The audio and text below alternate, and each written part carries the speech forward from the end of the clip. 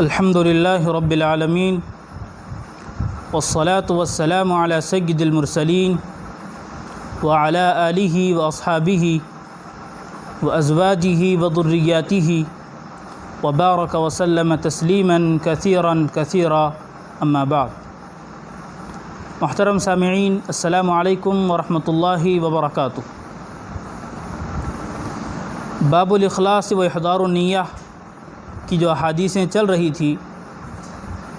اس کی آج آخری حدیث ہے۔ اس باب سے متعلق تو بہت سے احادیث ہیں، لیکن اس کتاب کے مصنف امام نووی رحمۃ اللہ علیہ نے چند احادیث کو انتخاب کیا جو ان کے نزدیک صحیح اور حسن تھی۔ آج کی آخری حدیث ہے وعن ابی عبد الرحمن عبد اللہ بن عمر بن الخطاب رضی اللہ عنہما قال سمعت رسول اللہ صلی اللہ علیہ وسلم یقول انطلق ثلاثة نفر ممن كان قبلكم حتى آواهم المبيت إلى غار فدخلوه فانحدر صخرة من الجبل فسدت عليهم الغار فقالوا إنه لا ينجيكم من هذه الصخرة إلا أن تدعوا الله بصالح أعمالكم۔ یہ ایک طویل حدیث ہے، بڑی لمبی روایت ہے۔ اس میں پچھلے زمانے کا، پچھلی قوم کا ایک واقعہ بیان کیا گیا ہے، 3 افراد کا، کہ وہ اپنے عمل میں مخلص تھے اور انہوں نے اس عمل کی بنیاد پر اللہ رب العالمین سے دعا مانگی، اس عمل کو وسیلہ بنا کر۔ 3 لوگوں کا تذکرہ اس کے اندر ہے، ہر ایک کا پہلے اس کی عبارت پڑھیں گے، اس کے بعد انشاءاللہ اس کا ترجمہ کریں گے۔ پہلے ابھی تک جو یہاں تک بات ہوئی اس میں یہ بات بیان کی گئی ہے کہ حضرت عمر بن خطاب رضی اللہ عنہ کے فرزند ارجمند حضرت عبداللہ رضی اللہ عنہ اس حدیث کے راوی ہیں۔ فرماتے ہیں کہ میں نے حضور پاک صلی اللہ علیہ وسلم کو یہ ارشاد فرماتے ہوئے سنا کہ تم میں سے پہلے، یعنی تم سے پہلے جو قوم گزری ہے ان میں 3 افراد کا یہ واقعہ ہے کہ وہ 3 لوگ جا رہے تھے، رات میں کافی وقت ہو چکا تھا تو وہ پناہ لینے کے لیے غار میں چلے گئے۔ جب وہ غار کے اندر داخل ہوئے تو وہ غار پر ایک پتھر آ کر اس کے منہ پر بند ہو گیا، جس کی وجہ سے غار کا دروازہ یا غار میں داخل ہونے کی جو جگہ تھی وہ مسدود یعنی بند ہو گئی۔ تو ان لوگوں نے آپس میں کہا کہ اب اس سے کوئی چھٹکارا نہیں پا سکتا، اس سے کوئی نجات حاصل نہیں کر سکتا، مگر یہ کہ ہم اپنے جو اعمال ہیں جو ہم نے اللہ کے لیے کیے ہیں، اخلاص کے ساتھ کیے ہیں، اس کا وسیلہ ہم اللہ کو دیں، انشاءاللہ اللہ اس کو دور کر دے گا۔ تو 3 افراد تھے۔ ایک نے کہا قال رجل منهم اللهم كان لي ابوان شيخان كبيران وكنت لا اغبق قبلهما اهلا ولا مالا فنأى بي طلب الشجر يوما فلم ارح عليهما حتى ناما فحلبت لهما غبوقهما فوجدتهما نائمين فكرهت ان اوقظهما وان اغبق قبلهما اهلا او مالا فلبست والقدح على يدي انتظر استيقظهما حتى برق الفجر والصبية يتزاغون عند قدمي فاستيقظا فشربا غبوقهما اللهم إن كنت فعلت ذلك ابتغاء وجهك ففرج عنا ما نحن فيه من هذه الصخرة فانفجر شيئا لا يستطيعون الخروج منه۔ تو پہلے آدمی کی یہاں پر بات بیان کی گئی ہے کہ پہلے آدمی نے کہا کہ اے اللہ رب العالمین، میرے بوڑھے والدین تھے اور میں سب سے پہلے دودھ دوہ کر، یعنی جانوروں کا دودھ دوہ کر، بکری ہے، گائے ہے، ان کا دودھ دوہ کر پہلے میں والدین کو پلایا کرتا تھا اپنے اہل و عیال سے پہلے۔ ایک دن چارے کی تلاش میں بہت دور چلا گیا اور رات ہو گئی۔ جب میں لوٹا تو دیکھا کہ میرے والدین سوئے ہوئے ہیں۔ تو میری عادت یہ تھی کہ میں جب دودھ دوہتا تھا تو پہلے والدین کو پلاتا تھا، اس کے بعد اپنے بچوں کو، اپنی بیوی کو پلاتا تھا۔ تو میں نے یہ ناپسند کیا کہ ان سوئے ہوئے ان کو جگا دیں، تو میں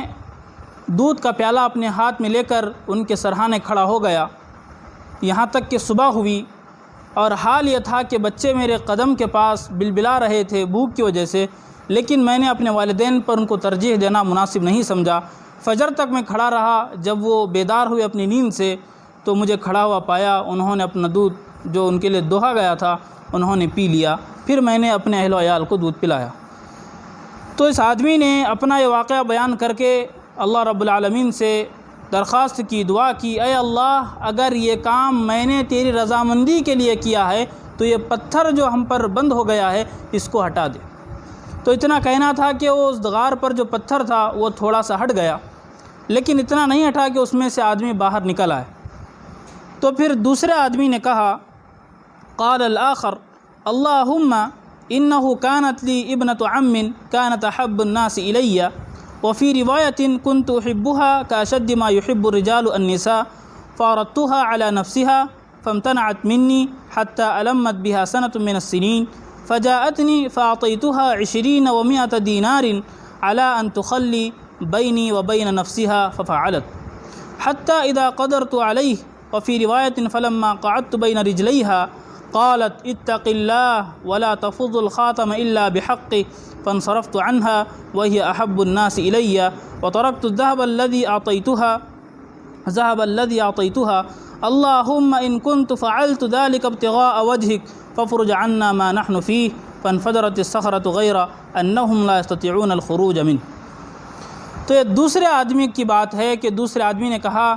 اے اللہ رب العالمین، میرے چاچا کی ایک بیٹی تھی جس کو میں بہت زیادہ پسند کرتا تھا، جو میرے نزدیک زیادہ محبوب تھی۔ ایک دن میں نے اس کو دعوت دی کہ وہ میری خواہش کو پوری کرے، لیکن اس نے انکار کر دیا، چلی گئی۔ پھر ایک مرتبہ کہ جب قحط سالی ہوئی تو مجبور ہو گئی، مال و دولت اس کے پاس کچھ نہیں تھا، گزارا اس کا مشکل ہو گیا تھا، تو میرے پاس آئی۔ میں نے اسے 120 دینار دیے اس شرط پر کہ وہ میری خواہش کو پوری کرے گی۔ تو اس نے بدرجہ مجبوری، اس کے پاس کوئی چیز نہیں تھی، اس لیے وہ راضی ہو گئی اس چیز پر۔ تو جب میں نے ارادہ کیا، جب میں بالکل قادر ہو گیا اس پر کہ جو ریلیشن شپ ہوتا ہے، فزیکل ریلیشن شپ، اس کے درمیان کوئی چیز مانے نہیں تھی، بس میں اس کام کو انجام دینے ہی والا تھا، اس نے کہا اتق اللہ، اے اللہ کے بندے اللہ سے ڈر، اے اللہ کے بندے اللہ سے ڈر، جو تو کام کر رہا ہے اگر یہ کام حلال طریقے سے کرے گا تو تیرے لیے بہتری ہوگی۔ تو اتنا کہنا تھا کہ میں اس کے پاس سے ہٹ گیا اور اس کو چھوڑ دیا، وہ چلی گئی دینار لے کر، اور میں نے اس سے دینار بھی واپس نہیں لیے۔ اے اللہ اگر میں نے تیری ذات کے لیے یعنی تیری خوشنودی کے لیے کام کیا ہے تو یہ پتھر جو ہم پر مسدود ہو گیا ہے، بند ہو گیا ہے، اس کو ہم سے ہٹا دے۔ تو اتنا کہنا تھا کہ وہ پتھر تھوڑا اور سرک گیا، اتنا نہیں سرکا کہ اس سے نکل گئے بلکہ تھوڑا سا سرکا۔ تیسرے شخص نے کہا وقال الثالث اللہم استأجرت اجراء واعطیتهم اجرهم غیر رجل واحد ترک الذي له وذهب فثمرت اجره حتى قصرت منه الاموال فجاءني بعد حين فقال يا عبد الله ادِ الي اجري فقلت كل ما ترى من أجرك من الإبل والبقر والغنم والرقيق فقال يا عبد الله لا تستهزئ بي فقلت لا أستهزئ بك فأخذه كله فاستاقه فلم يترك منه شيئا اللهم إن كنت فعلت ذلك ابتغاء وجهك فافرج عنا ما نحن فيه فانفجرت الصخرة فخرجوا يمشون متفق علیہ۔ تیسرے آدمی نے کہا کہ اے اللہ میں نے چند لوگوں کو اجرت پر لیا تھا، چند اجیر اجرت پر لیے تھے، اور میں نے ان کی اجرت عطا کی سوائے ایک آدمی کے جو بغیر اجرت لیے چلا گیا اپنا مال چھوڑ کر، اپنی اجرت چھوڑ کر۔ تو میں نے اس کی اجرت کو ایک جگہ جمع کیا، پھر اسے تجارت میں لگایا، اسے بزنس میں لگایا، تو لگانے کی وجہ سے وہ مال بڑھ گیا۔ تو ایک دن وہ آدمی جو اپنا مال چھوڑ کر چلا گیا تھا وہ آیا اور کہنے لگا کہ جو میری اجرت رہ گئی تھی وہ مجھے دے دو۔ تو میں نے کہا جو کچھ تم دے کر رہے ہو گائے کی شکل میں، اونٹ کی شکل میں، اسی طرح بھیڑ کی شکل میں، یہ تمام چیزیں اور غلام کی شکل میں تمام چیزیں تمہاری ہے۔ تو آدمی پریشان حیران ہو گیا کہ میں تو ایک مختصر سا اجر چھوڑ کے گیا تھا، مختصر سا میرا وظیفہ تھا، آپ یہ بات کیسے کہہ رہے ہیں؟ میرے ساتھ مذاق تو نہیں کر رہے ہیں؟ لا تستهزئ بی عبد اللہ، اے اللہ کے بندے میرے ساتھ مذاق مت کرو۔ تو اس شخص نے کہا میں آپ کے ساتھ مذاق نہیں کر رہا ہوں، حقیقت یہ ہے کہ جب آپ مال چھوڑ کر اپنا وظیفہ چھوڑ کر گئے تھے میں نے اسے تجارت میں لگایا، اس کے ذریعے اتنی بڑھوتری ہوئی جو کچھ تم دیکھ رہے ہو۔ تو وہ آدمی خوش ہوا اور تمام سامان لے کر چلا گیا۔ تو یہ بات بیان کر کے اس شخص نے اللہ سے دعا کی، اے اللہ اگر یہ کام میں نے تیری رضامندی کے لیے، تیری خوشنودی کے لیے کیا ہے تو یہ جو پتھر ہم پر، جو پتھر مسدود جس کی وجہ سے غار بند ہو گیا ہے، اس پتھر کو ہم سے ہٹا۔ تو اللہ رب العالمین نے دعا سن لی اور وہ پتھر وہاں سے ہٹ گیا اور وہ تمام لوگ اس غار سے چلے گئے۔ یہ حدیث بخاری اور مسلم دونوں جگہ مروی ہے۔ آج اس حدیث کا ترجمہ ہوا، انشاءاللہ اگلے ہفتے اس حدیث کی جو تشریح ہے مختصر انداز میں اس پر روشنی ڈالنے کی کوشش کی جائے گی۔ اللہ رب العالمین سے دعا ہے اللہ تعالی ہم تمام کو اخلاص کی دولت سے مالا مال فرمائے۔ وآخر دعوانا ان الحمد للہ رب العالمین۔